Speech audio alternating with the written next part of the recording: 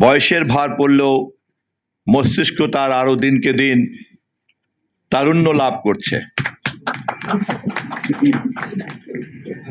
এবং যারা নজরুল ইসলাম খান ভাইয়ের সঙ্গে খুব ঘনিষ্ঠভাবে মেলামেশার সুযোগ পেয়েছেন এবং যারা ওভার দ্য টপ ওটিটির মাধ্যমে তার সঙ্গে যোগাযোগ রাখেন, তারা নিশ্চয়ই তার এই মানসিক তারুণ্যের খোঁজখবরও তারা নিশ্চয়ই রাখবেন এবং টের পাবেন, নিশ্চয়ই বা টের পাচ্ছেন।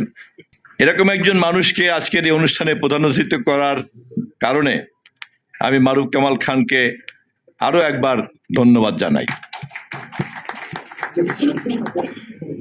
যদিও আজকের এই পরিস্থিতিতে আমরা কতটুকু খান ভাইয়ের কাছ থেকে আমি জানতে পারবো এই বইয়ের কতটা তিনি উদ্ধার করেছেন এবং মারুফ কামাল খানের এই কর্মকে তিনি কতটা খোদাই করে করে তার বিভিন্ন বিচিত্র চিন্তাকে তিনি বের করতে পেরেছেন, সময় পেয়েছেন কিনা আমি জানি না।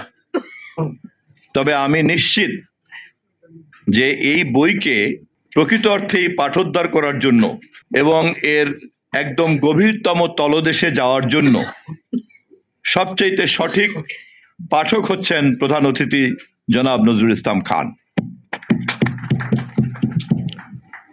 আমার মনে হয় আমি সহ আমরা সবাই তার কাছ থেকে শোনার জন্য অধীর আগ্রহে অপেক্ষা করছি এবং করব। ধন্যবাদ সবাইকে।